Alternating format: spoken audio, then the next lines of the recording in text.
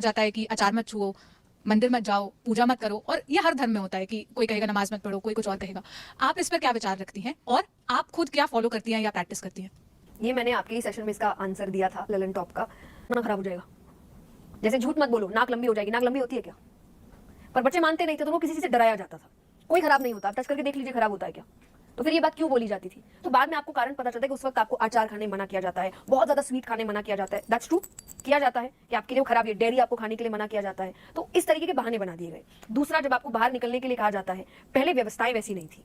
आज सब कुछ है, चाहे आप पैड्स ले लीजिए, आप और भी कई तरीके की अच्छी चीजें, सब आप नॉर्मली वर्क कर सकते हो। पहले कुछ भी नहीं था, तो पहले क्या करें? तो आपको घर के अंदर ही बंद रहना पड़ता था। आप जिस तरह के कपड़े इस्तेमाल करते थे, तो ऐसे रीजन थे नहीं करने के। बीच वाले आके काम खराब करते हैं। कितना शुरुआत जिसने की उसने एक अच्छे रीजन से की, बीच वाला आके काम बिगाड़ देता है। उसने बिगाड़ दिया ये बोल के अछूत है, ये है, वो है। भाई 9 महीने एक लड़की जब बच्चा पैदा कर रही होती है, वो पीरियड से नहीं होती है। और कहा भी जाता है ना कि बच्चे को खून से सींचा है। 9 महीने उसको पीरियड्स नहीं आ रहे, उस खून का इस्तेमाल तो हो रहा है ना बच्चे को सींचने में। अगर आपको लग रहा है वो खून इम्प्योर है, आप में से जितने हम सब बैठे सब इम्प्योर है, उसी खून से सबको सींचा गया है, इसलिए वो 9 महीने नहीं हुई। बाकी जो लास्ट में बचता है वो नेक्स्ट 40 दिन में निकल जाता है। इम्प्योर तो हो ही नहीं सकता। द्रौपदी जी के लिए वो रचवला अवस्था में थी जब भगवान आए। भगवान ने टच करने से पहले नहीं सोचा कि रचवला अवस्था में है। आप और हम कौन होते हैं सोचने वाले, ये मत करो वो मत करो।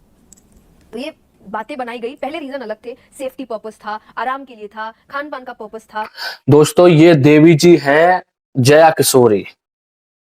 ये कथावाचिकाएं, लेकिन ये तथा कथित कथावाचिकाएं, इनके पास ज्ञान तो है ही नहीं। आपने जिस प्रकार वीडियो में देखा कि इन्होंने किस प्रकार के वक्तव्यों को कहा, एक किसी बहन ने पूछा तो इन्होंने उस जगह पर अपना अधिकार रखने के लिए इस बात को बोला। अधिकार वो कौन सा? कि लड़कियों यानी स्त्री के लिए हमारे समाज में, हमारे धर्म ग्रंथों में जो बातें कही गई हैं, अगर उनका कोई भी व्यक्ति उल्लेख करता है तो उन्हें इस बात का बुरा लगता है। हालांकि कि वेद विरुद्ध बातों को करना, बेतुकी बातों को करना, इन्होंने इस जगह पर अपना मनमाना मत दिया है। अरे भाई, मनमाना मत देने का मतलब क्या है? तुमने धर्म शास्त्रों को अगर पढ़ा है, तुम जिस श्रीमद् भागवत महापुराण का आप का कथा का कथन करती हैं, अरे तुम उसकी बातों को भी थोड़ा मान लो। लेकिन इनके पास बुद्धि है, लेकिन वो कुबुद्धि है। ये इन्होंने अपना मनमाना मत दे दिया। इन्होंने कहा कि द्रौपदी जी का चीरहरण हुआ, जब कोशिश की गई तो भगवान ने उन्हें स्पर्श किया। ये इस चीज का प्रमाण बताएं पहले तो। इस चीज का प्रमाण कहां पर है?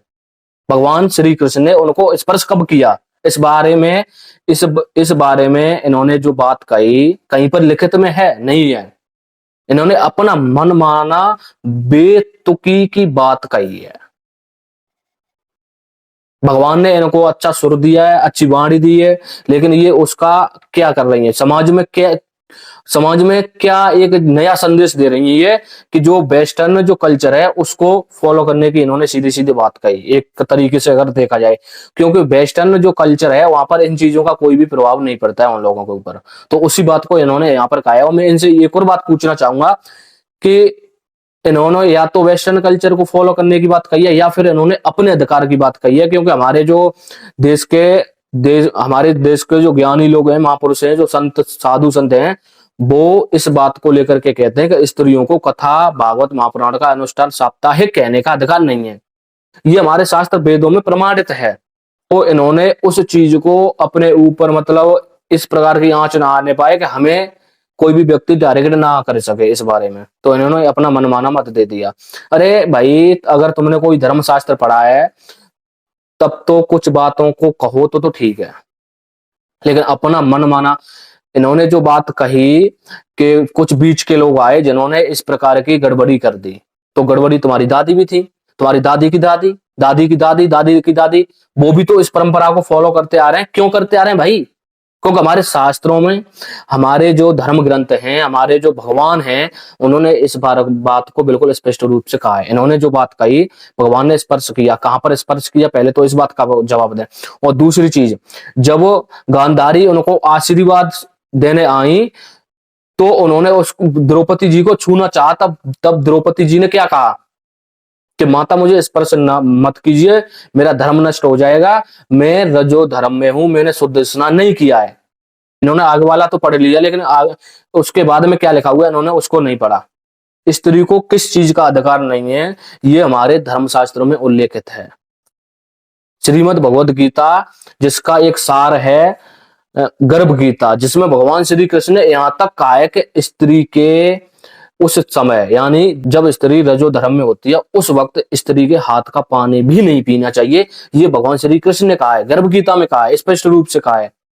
लेकिन आप बेतुकी बातों को करके समाज में क्या संदेश देना चाहती हैं?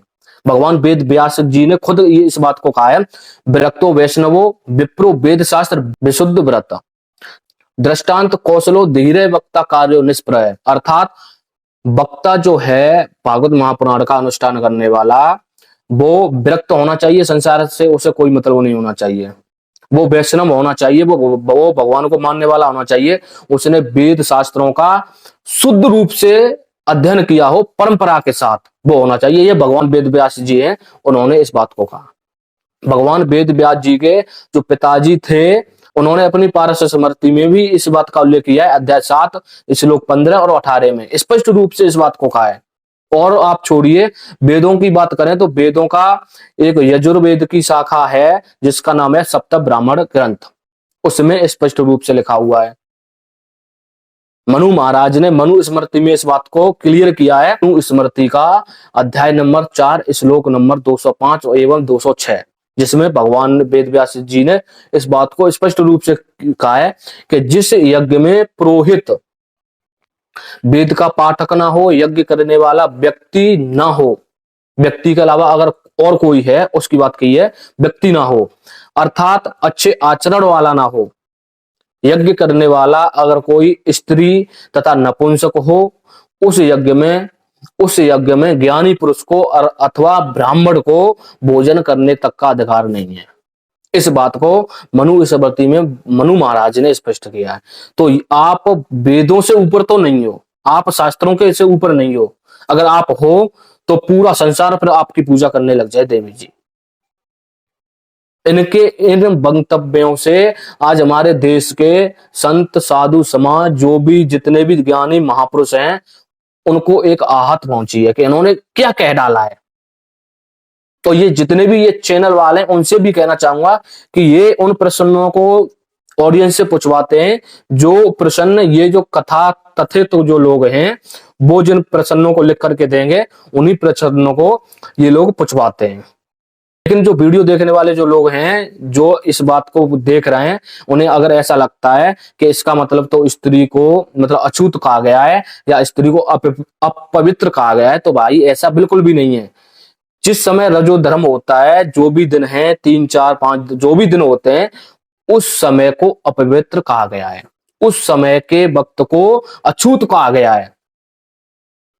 ये जो है ये प्रोपेगेंडा जो चला रही हैं, ये अपना पैकेज 7 दिन का 10 लाख रुपए 20 लाख रुपए कथा करने के लेती हैं, उसका उस पैसे से ये अपना धंधा, एक प्रकार का धंधा चला रही हैं।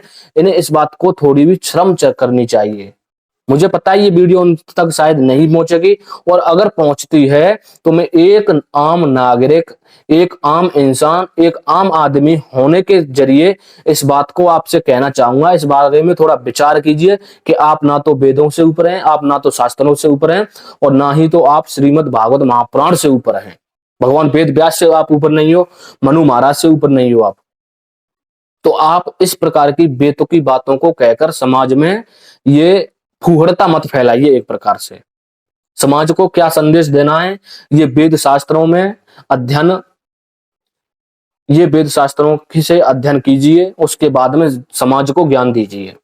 जब वेदों की आज्ञा का उल्लंघन हुआ है, जब वेदों का उल्लंघन हुआ है, तब इस धर्म समाज का नष्ट होना तय है। भगवान श्री कृष्ण जब द्रौपदी जी का चीर हरण हो गया, उसके बाद में भगवान श्री कृष्ण वापस आए। उन्होंने कहा कि द्रौपदी तुमने रोका क्यों नहीं युधिष्ठिर को? तो द्रौपदी जी कहती हैं माता कि प्रभु मैंने तो रोकने की बहुत कोशिश की, लेकिन उस वक्त इनके सिर पर जो था वो भूत सवार था। अगर उस वक्त आप भी होते तो आप भी नहीं रोक पाते। भगवान श्री कृष्ण को इस बात को सुनने से क्रोध आ गया। उन्होंने कहा कि कृष्णा मेरे ऊपर ये आरोप मत लगाओ, अगर उस वक्त में होता तो उस सभा में एक एक उस आदमी का जो वेदों की आज्ञा का उल्लंघन करता। भगवान श्री कृष्ण ने इन वक्तव्यों को कहा है स्पष्ट रूप से कि जो वेदों की आज्ञा का जो उल्लंघन करता, मैं उस एक एक व्यक्ति का सुदर्शन चक्र से गला काट देता, एक प्रकार से। तो जब भगवान श्री कृष्ण वेदों की आज्ञा का उल्लंघन करने वाले को इस प्रकार से कह रहे हैं, तो आप कौन होते हो भाई? आप भगवान श्री कृष्ण से ऊपर थोड़ी हो। जितने भी भाई लोग वीडियो को देख रहे हैं, समाज में इस ऐसे लोगों की बातों को ना सुने। जो हमारे साधु संत जो लोग हैं, जिनमें वेद शास्त्रों का अध्ययन है, उनकी बातों को समाज में फैलाएं। और ये जो बेतुकी ये अपना ही मत दे रही है, एक प्रकार से अपना अधिकार जमाने के लिए व्यास गद्दी पर, तो सबसे पहले तो इनका अधिकार नहीं है। और ये जो मैंने प्रमाण बताए इनको जाके मिला लेना। और जितने भी भाई लोग देख रहे हैं, वीडियो अगर अच्छी लगी हो तो मैं ये नहीं कहूंगा वीडियो को आप लाइक करें, हाथ जोड़ करके आपसे निवेदन है कि वीडियो को शेयर जरूर करें। और अगर आप मेरे चैनल पर नए हैं तो मेरे चैनल को सब्सक्राइब करें। ऐसे ही धर्म के रास्ते पर, हिंदू राष्ट्र के रास्ते पर, सनातन धर्म की पुनः स्थापना के लिए मैं जो कार्य कर रहा हूं उसमें मेरा सहयोग करें। चैनल को सब्सक्राइब करें। मिलते हैं अगली वीडियो में। राधे राधे, सोहम।